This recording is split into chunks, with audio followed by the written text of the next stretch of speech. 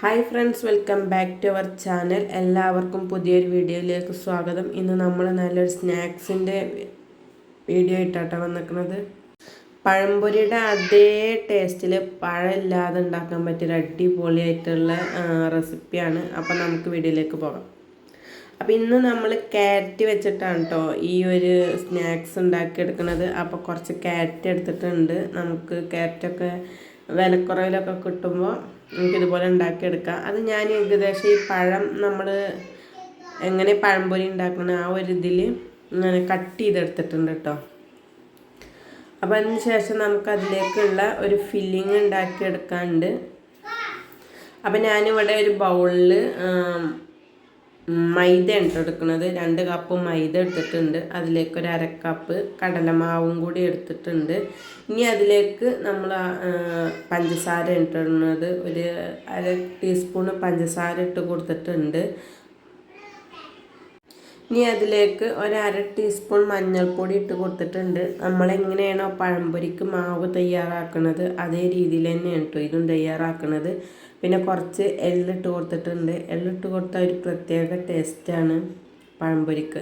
പിന്നെ ബേക്കിംഗ് സോഡയാണ് ഇട്ട് കൊടുക്കുന്നത്. അത് നുള്ളു മതിട്ട്, ഒരുപാടൊന്നും വേണ്ട. പിന്നെ കുറച്ച് ഉപ്പ് ഇട്ട് കൊടുത്തിട്ടുണ്ട് ഒന്ന് ബാലൻസ് ചെയ്ത് നിൽക്കാൻ. അതിന് ശേഷം വെള്ളം ഒഴിച്ചിട്ട് നന്നായിട്ടൊന്ന് കലക്കിയെടുക്കുക. അതായത് നല്ലോണം ലൂസും ആവണ്ട എന്നാൽ നല്ലോണം തിക്കും ആവണ്ട, ആ ഒരു രീതിയിൽ ഒന്ന് കലക്കിയെടുക്കുക. അപ്പോൾ അത് അവിടെ മാവൊക്കെ റെഡി ആയിട്ടുണ്ട്. നമ്മൾ പഴംപൊരിക്ക് എങ്ങനെയാണോ അത് തന്നെ കേട്ടോ ഇതിൻ്റെ ടെക്സ്ചർ വരുന്നത്. അപ്പോൾ മാവൊക്കെ ഇവിടെ റെഡി ആയിട്ടുണ്ട്. ഇനി നമ്മൾ ഇത് ക്യാരറ്റ് ഒന്ന് പൊരിച്ചെടുക്കുന്നതിന് മുമ്പ് ഒരു ചെറിയൊരു ഇതും കൂടി ചെയ്തെടുക്കാനുണ്ട് കേട്ടോ. ഒരു ഘട്ടം കൂടിയും കഴിയാണ്ട്. അപ്പോൾ ഞാനിവിടെ പാനിലേക്ക് അല്പം പഞ്ചസാര ഇട്ടെടുത്തിട്ട് അതൊന്ന് ഉരുക്കിയെടുക്കുമല്ലോ, നമ്മളതൊന്ന് മെൽറ്റാക്കി എടുക്കുകയാണ്.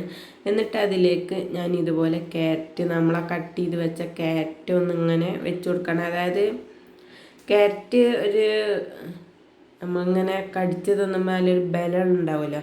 അപ്പോൾ ഈ പഴംപൊരിയുടെ ഒക്കെ ടെക്സ്ചർ കിട്ടണമെങ്കിൽ ഇങ്ങനെ പഴത്തിന് മാതിരി ഇങ്ങനെ ഒന്ന് വാടി കിട്ടണം.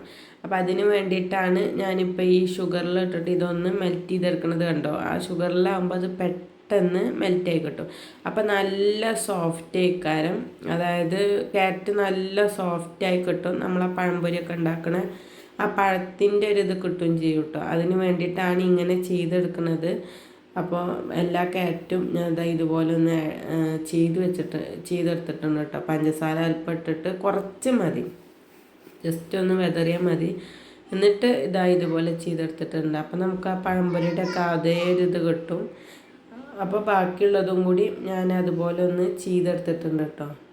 അപ്പോൾ ഇനി സാധാ നമ്മൾ ചെയ്യും പോലെ എണ്ണ നല്ല ചൂടായി വരുമ്പോൾ ആ മാവിൽ മുക്കുക, ക്യാരറ്റ് ഇതുപോലെ പൊരിച്ചെടുക്കുക. ഇത്രയേ ഉള്ളൂ. നമുക്ക് മക്കളൊക്കെ സ്കൂളിട്ട് വരുമ്പോൾ പഴംപൊരി, ചിലപ്പോൾ നമ്മൾ പഴംപൊരിക്ക് ഇങ്ങനെ ഉണ്ടാക്കണമെന്ന് എഴുതിക്കുമ്പോൾ പഴം ഉണ്ടാവില്ല. അപ്പോൾ ക്യാരറ്റ് ഉണ്ടെങ്കിൽ ഇതുപോലെ ചെയ്ത് പോകുക. ആ പഴംപൊരി തന്നെ കേട്ടോ. നമ്മൾ ആ പഴംപൊരി എങ്ങനെ കഴിക്കുക അതേ ടേസ്റ്റാണ്. നല്ല രസമുണ്ട് കേട്ടോ മക്കൾക്കൊക്കെ.